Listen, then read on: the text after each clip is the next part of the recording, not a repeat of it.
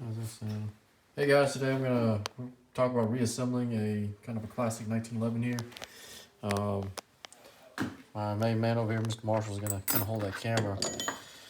So reassembly, everything's been taken out but this plunger right here for the safety. I haven't actually done this dry yet in a while, so I'm gonna walk me through it. We're gonna have to take the trigger here. The trigger bow is gonna. This is the bow portion right here. Yeah, it's called the trigger. The solid face trigger. It's a Kimber Warrior, Desert Warrior, by the way. So you slip it in, and it's held in place by this, the magazine release. As you can see, I disassembled it. I had to kind of pop it out. You're going to drop it in like a key, like so. I forgot the Allen head size. It's a hex head usually, or a screwdriver. And I'm pretty sure it's a 1 by 6, sorry, 1 to 16th, but don't quote me on that. This is already half turn, and the internal mechanism here is actually 3 pieces or 4. There's a spring, the key that locks it in, the mag release itself, and the hex head piece that keeps it kind of all together. Once you turn this key, trigger bow forward, righty tighty, lefty loosey. Is that right? That's right. Yeah. It should unlock or break in my hand. I hadn't figured out which one yet. Damn it. Probably break. Oh, it's locked in that position. So let's unlock it here.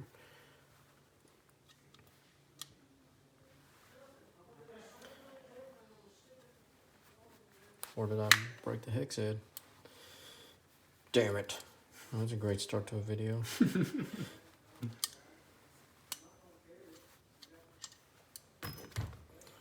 damn thing. There it goes. You see how it turned right there? That's what we need. We need to get that to turn and lock. So it looks like I'm turning it clockwise. There it goes. Come on. Felt something turn.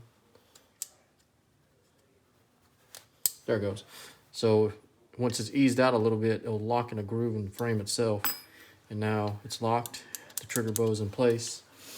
This right here is going to be your top sear thingy, sear hook thingy. It's going to go in, not like that, because it'll fall through. If I remember right, the rocker will face up, so that it's like a little shovel, and it should face upward, like that. Pretty sure. That's how long it's been since I used to build these really poorly back in the day, so. So shovel in. This is your sear piece, and it actually goes through that hole first. That's why it keeps falling through. My bad. So that piece right there. So that piece will protrude upward, and the flat piece here will go on the back end of the trigger bow right there. If you can see that, can y'all see that? And then we put this little sear piece right here that releases that connector. Boom. So it should look something like that. All right, and then we got this little cross pin right here, and it's going to go here. Now these grips are thin enough that it actually won't bar this piece from coming in, but old GI ones, if I remember right, you have to take the grips off, because if not, you can't get the sear pin in. Retaining pin in. I have no idea what that pin is called. It retains this whole piece of stuff though, so kind of pay attention to that. Yeah, probably need a guide piece. Sometimes you need a counter guide here. Just gonna wiggle it around. So of all the, I'm gonna blab a little bit about Kimbers. So pretty much every Kimber on the market sucks, except for this one. This is the Kimber Warrior series. This is a used model recently acquired. I don't think it's in production anymore. It doesn't have their classic Swartz trigger safety. There'd be another hole right here where they have the trigger safety. So that's like one of the big differences. When in doubt, use a hammer, right? Hopefully that screw anything up. I might be screwing it up right now. It's supposed to be that tight. Is it running out of juice? Yeah. Damn it.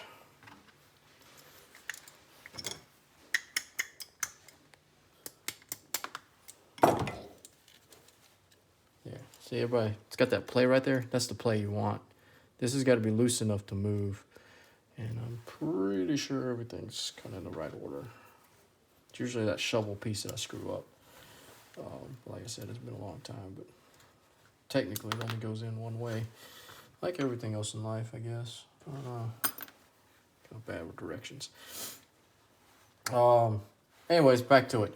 So Kimber overall, and I used to know one of the VP of sales at Kimber's. That's a regional guy, like number 3 on the list, and he'll tell you. Even the VP of Kimber back in the day would tell you, man, they're kind of junk. But hey,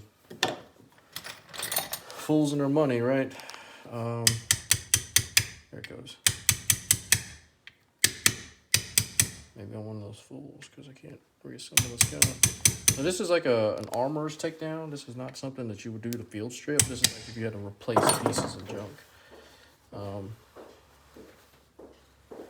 Something ain't right because it's really freaking stiff. What's not right, smart guys? Smart guys, tell me what's not right. Is it this piece? I'm here at the Illustrious Gun Co. They're really smart at gunsmithing. So that's why I'm here. For guidance. I wonder if this is on backwards. I think that's on back. Oh, maybe it's on upside down. Could that be the issue? You know what? If it's on upside down, that could be an issue. That would explain why it's super tight. Anyways, what was I talking about? This is my armor's block right here. Just a roll of tape. Or you can spend $100 and the magnets and other stuff in there. And I think it's stupid, but hey, it's your money. Says the guy bought a 1911. That's kind of stupid too, probably. But like I said, hey, fools and their money, right? I bet it's this piece. I wonder if this is upside down. I feel like it's upside down. I feel like that is the correct way. But I have been wrong before. Oh shit. See, this is why I don't recommend 1911s. You ask yourself, when did I used to build these? I think the last one I disassembled like this, or reassembled like this, was probably 8 years ago. Let's see, it was like 8 years ago. Wait, is that the same direction I did a while ago? Can't remember. My head really freaking hurts. Probably need a schematic. Only Wilson Combat makes schematics for these things that you can have at the bench. They don't do that because then you wouldn't call them to fix your shit. Ain't that right? That's right. How many Wilson Combats have we sold? We don't sell them anymore. That's right. Why not? Because of this. That's not a bash on Wilson Combats. Wilson Combats are really well made and put together, but they never work on reliability. Like, they just don't. Shit breaks. I've had a handful of Wilson Combats come in my classes, just, my podunk classes, and every one of them has broken something. The EDC-9 is now turning from a Kimber bash to a Wilson Combat bash. And of course, some knucklehead out there is going to be, wow, Calvin can reassemble 1911. And I'm like, well, fuck you, because you probably can't do it either. Anyways, so imagine if you had to fit a trigger, you have to reassemble this thing each and every time. Yep. There it goes. It was upside down. My bad. Each and every single time, because in order to fit the trigger, you kind of got to have everything fitted. So this one's got an ambi safety. Kind of complicates things a little bit because usually this piece has to go in first, if I remember right. The left side of the safety. And I'm pretty sure there's another piece. Probably need that piece. Our hammer. I was like, hey, we're missing something here in the middle. So our hammer here needs to kind of go in. Bam, it's gonna sit right in there. And if you kind of look in there, man, it's like this big, ginormous jumble of metal pieces that have to be fitted. So that's probably the second biggest pain in the butt to reassemble. Is all of that. So this here is gonna be our hammer pin, and it's gonna kind of go in and hopefully fit in one of these notches and grooves. And say, well, it's a 1911, how can you screw it up? Let me tell you the ways, because there's a lot of them. So, Mr. Marshall, you ever owned a 1911? Yes. Oh, that's horrible. I'm sorry. It's a Rock Island. No, that's all right. Hey, man, I owned one of those back in the day. Paid $300 for it. Best deal ever. Yep, something like Or was, if I still remember. Now they're like $1,000 or something crazy. I don't even know how much they are. Anyways, rambling on about. I'm not sure. Oh, so that's weird. That little pin looks like on this Kimber Warrior holds that ambi safety. That's actually pretty smart. I don't think I've ever seen that before because traditionally it just kind of bolts crossways into this pin and they always fall apart like all the time. They're junk, like I said. So that's pretty good that it fits in that groove right there. It looks like held in by the hammer pin. Huh, maybe they put some thought into this gun. Huh. Anyways, back to regular.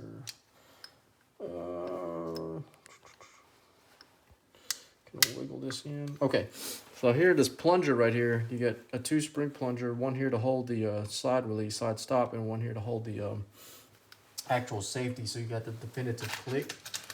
It's kind of very important, that plunger spring that's holding the plunger in, that the plunger spring's in the middle here of this housing, has to kind of be in place. So just make sure that it's in place. All right, so click up, click down, should work okay. Release the trigger. This is your 3-finger leaf spring. Of all the springs that might break besides the recoil spring here, this is your number 2 that wears out, I think. I would say, especially if you screw around with them a lot. So if you keep constantly popping them in, popping them out, and expect to replace them. If you have like a Rock Island Armory, it's probably one of the springs I would actually go ahead and replace off the bat. Well, I did way back in the day when I owned one. That was like 15 years ago.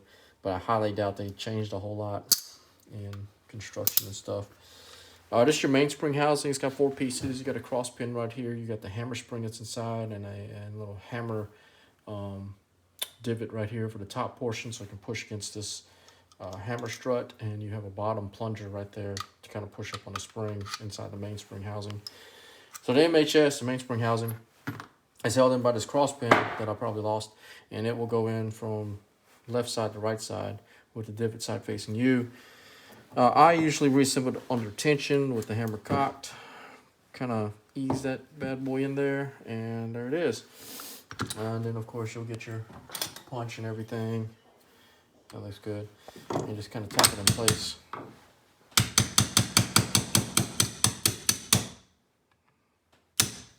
Boom.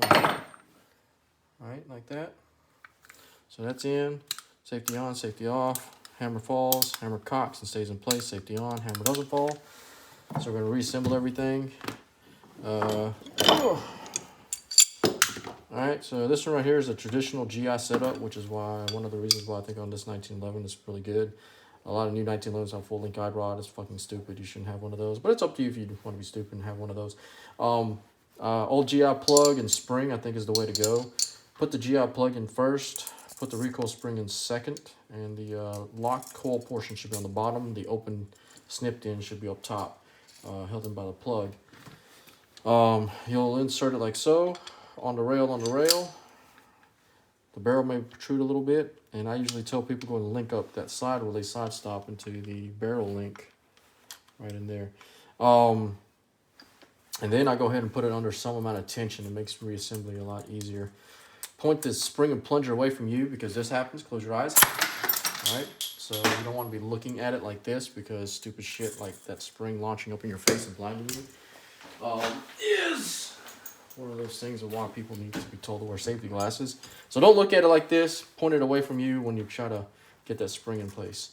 That should be pretty evident about how much tension it's under, right? Shouldn't have to do that again.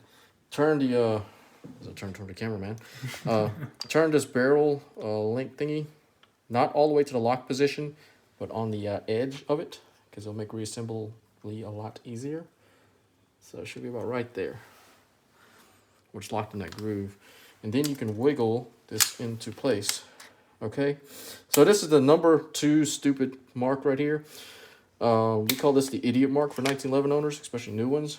The slide release side stop here has a little divot on the end, and they'll sometimes miss that groove, and they'll arc the whole damn thing, and it'll make this permanent mark in the, sometimes the metal, if it's a stainless steel, ask me how I know, or the bluing of a 1911.